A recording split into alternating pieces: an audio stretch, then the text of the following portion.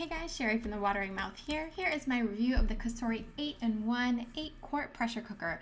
By the way, there's always a giveaway tied to my reviews, so check the link down below in the show more section for how to enter the giveaway.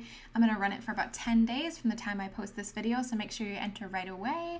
Here is the box here, and I just want to say right off the bat that this pressure cooker is the bomb. So here are the details. All right, so here is the unboxing. This comes with a warranty packet, a recipe guide, and also the manual. The recipe guide has some really good stuff in here, so I really enjoyed that. Opening this up here, you can see that this has a cover which is used for slow cooking, which is really nice. I don't think most pressure cookers don't have that, so this is pretty cool. Feature that it has. So here's the cooker itself, lots of nice gadgets and buttons. Open it up by twisting the lid here. Then there's some more fancy things inside. We've got a couple of spoons and a ladle cup for measuring. You've got a steamer rack, which is really super handy. Also, there's a second sealing ring, which is really cool. I really like that feature. Inner pot is made from nice stainless steel. It's very sturdy. I like how that felt. Here is the seal and release handle, very easy to use. Just open it up by twisting that top, and then you also have this little handle here that allows you to take off the lid. So if you're just slow cooking or using it for saute function or whatever, you can get that lid out of your way. Here's all the buttons here. Look at all these choices. I mean, it says an 8-in-1, but honestly, there's a lot more things that you can do with it besides just 8-in-1.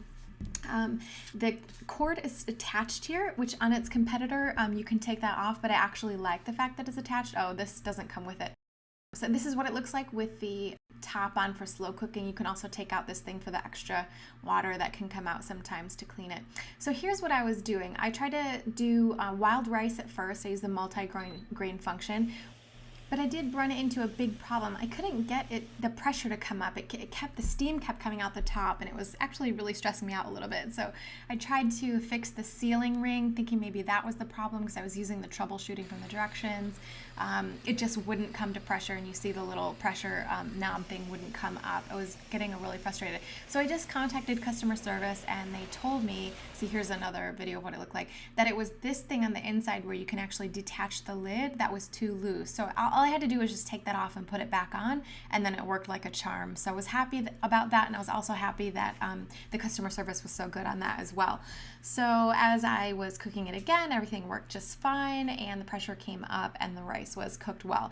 I noticed that the cooking time was a little bit different from the competitor that I own as well, so I just had to adjust the time a little bit, but adjusting the time is no big deal. In the meantime, I was preparing my vegetables and juicing my carrots to make some soup as well to test that out. What I like to do with soup is just add everything to the pot, including dry beans. Here I have some adzuki beans. Just hit the bean setting and then hope that everything works. That's what I typically do because I'm lazy. And I was so happy to see that the soup came out just perfectly. So that was a win as well. The last thing that I tried was just to cook some chickpeas from scratch, and that worked perfectly as well. I added some vegetable broth that I had, and those beans came out good. It was a little bit off on the setting. I ended up having to cook them for 35 minutes instead of 30, but that was just fine too. I just added 5 more minutes and did it again, and they came out perfectly. You could adjust it based on how firm or soft you like the beans. So one thing that I didn't really like about the machine was just that the pressure button is right under your wrist when you go to open the machine, which I didn't love, but it didn't burn me or anything, so it's not really a problem. It's just something that made me a little bit nervous until I realized it was okay. One thing I can't offer testament about is long-term use. I don't know how long this machine lasts or how well it works over time, so that's something I'm not going to comment on. I just know how it was when I was first testing it the first time, so something to keep in mind. You might want to look into that as well. I've had the competitor for a long time, and it's been working this whole time, so hopefully this one would be as good of quality. There's so many features on it. For instance, you can make beans, you can do soups and stews, you could make slow cooker meat, things like that, pasta, boiling, fondue, you can saute and brown, use it as a hot pot,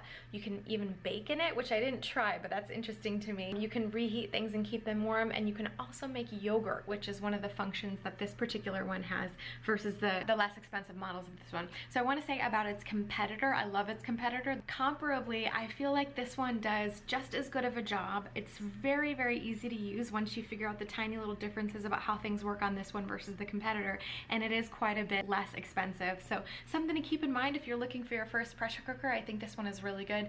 There's the 8-quart version. They also have a 6-quart version too, different types of functions that these ones do. So take a look at it. I really like this Cosori model and I want you guys to check it out. So first of all, enter the giveaway down below just to make sure. I mean, you might be the lucky winner, so make sure you enter the giveaway by clicking the link down below. Also, I'm going to put a link above on the YouTube video. And then if you really like it and you don't happen to win the giveaway, just get one for yourself, because I think it's a really, really good model and I would highly recommend it. Look at the reviews on Amazon. Some of the reviews talk about how some of the models that are shipped out come out faulty, and that's actually what I thought happened to mine when I received it. But just go to their customer service. Their customer service is really great. I was able to figure out my problem really, really quickly and get it working, and everything was really good. So if you guys don't use pressure cookers yet on the Eat to Live lifestyle, I'm telling you, they're a savior. They're really, really helpful. So maybe use this one as your first foray into pressure cooking. You can also get into a lot of other things. Obviously, these do a lot, soups and stews, and you can make beans. The cool thing too is to be able to make beans without even having to soak them. I promise, you don't have to soak them first,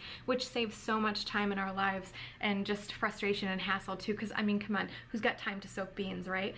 Okay, so that's all I got to say about this pressure cooker. Thank you for watching. I hope you guys liked it. Let me know down below, do you use pressure cookers, and what's your favorite thing to make in a pressure cooker? All right guys, have a good day, and I will see you in the next video.